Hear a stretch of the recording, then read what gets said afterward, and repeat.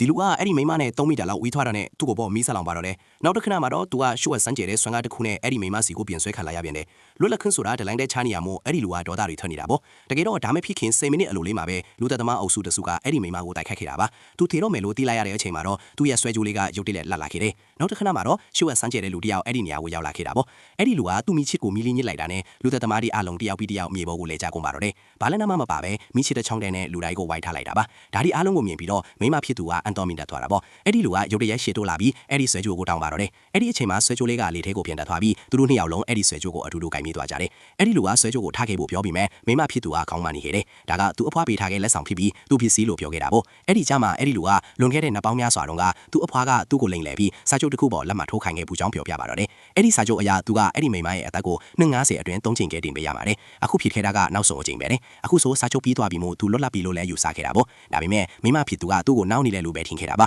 သူတို့နှစ်ယောက်ဆွဲကြိုးနဲ့ပတ်သက်ပြီးပြင်းပြင်းထန်ထန်အငင်းကွာကြပါတော့တယ်ယူတရက်ပဲအဲ့ဒီဆွဲကြိုးလေးကသူ့လက်ထဲမှာကျိုးသွားပြီးနှစ်ပိုင်းကွဲသွားပါတော့တယ်အဲ့ဒီအပိုင်းနှစ်ခုစလုံးအလင်းရအောင်ခြေပြောင်းလဲသွားပြီးသူတို့နှစ်ယောက်ရဲ့ခန္ဓာကိုယ်တွေကိုပေါင်းဆက်ဝင်ရောက်သွားကြပါတော့တယ်ဆွဲကြိုးလေးကျိုးသွားတာနဲ့စာချုပ်လည်းပြတ်သွားပြီလို့အဲ့ဒီလူကထင်ခဲ့တာပေါ့သူလည်းပျော်ပျော်ရွှင်ရွှင်နဲ့အဲ့ဒီကနေထန်သွားခဲ့ပါတော့တယ်ဒါပေမဲ့နောက်တစ်ခဏမှာပဲသူကစာချုပ်အသစ်တစ်ခုထဲမှာပိတ်မိနေပြီဆိုတာသိလိုက်ရပါတော့တယ်အခုဆိုသူကအဲ့ဒီမိန်းမနဲ့3 မီတာထပ်ပို့ပြီးဝေးလို့မရတော့ဘူးလေမဟုတ်ရင်သူ့ဝိညာဉ်ကပြာကျသွားအောင်မိလောင်သွားပါလေလေအဲ့ဒီလူကသူ့ကိုထားသွားလို့မရတော့ဘူးဆိုတာသိလိုက်ရတော့မိမဖြစ်သူကအရန်ကိုပြောသွားပါတော့တယ်သူကချက်ချင်းပဲ electronic စာချုပ်တစ်ခုကိုထုတ်ပြီးအဲ့ဒီလူကိုလက်မှတ်ထိုးခိုင်းလိုက်ပါတော့တယ်အိမ်တွင်ကြီးမိသားစုအငင်းပွားမှုတွေကြောင့်သူကချက်ချင်းသက်တော်ဆောင်တယောက်လိုအပ်နေတာပါဒီလူကသူ့အသွဲပြီးဆုံးတဲ့သူဖြစ်နေတာပေါ့အဲ့ဒီလူကအစားကတော့ညင်းချင်းခဲ့ပြီးမဲ့စာချုပ်ကိုဖျက်ဖို့နီလန်ရှာဖို့အတွက်မတတ်တာပဲလက်ခံလိုက်ရပါတော့တယ်အဲ့ဒီမိမကသူ့အစမတိသူကသူ့ကိုတိုက်ခိုက်ခဲ့တာဆိုတာသိနေခဲ့တယ်ဒါကြောင့်သူကအဲ့ဒီလူကိုကုမ္ပဏီကိုတက်ရိုက်ခေါ်သွားပါတော့တယ်အဲ့ဒီရောက်တော့သူကသူ့အစမကိုပြင်းပြင်းထန်ထန်ဖားရိုက်လိုက်ပြီးသူတီးကဥက္ကဋ္ဌရာထူးကနေနှုတ်ထွက်ရတော့မယ်လို့ကြေညာလိုက်ပါတော့တယ်ဒါကိုချတာနဲ့အစမတိသူကသူ့ထက်တော်ဆောင်ဒီကိုသူ့ညီမကိုဒါစီဖို့အမြင်ပြလိုက်ပါတော့တယ်မိမဖြစ်သူကလည်းအဲ့ဒီလူကိုချက်ချင်းပဲသူ့ကိုကာကွယ်ပြီးဖို့ပြောလိုက်ပါတယ်အဲ့ဒီလူရဲ့အစွမ်းအားအစံဒီကိုမထီတဲ့အစမဖြစ်သူကတော့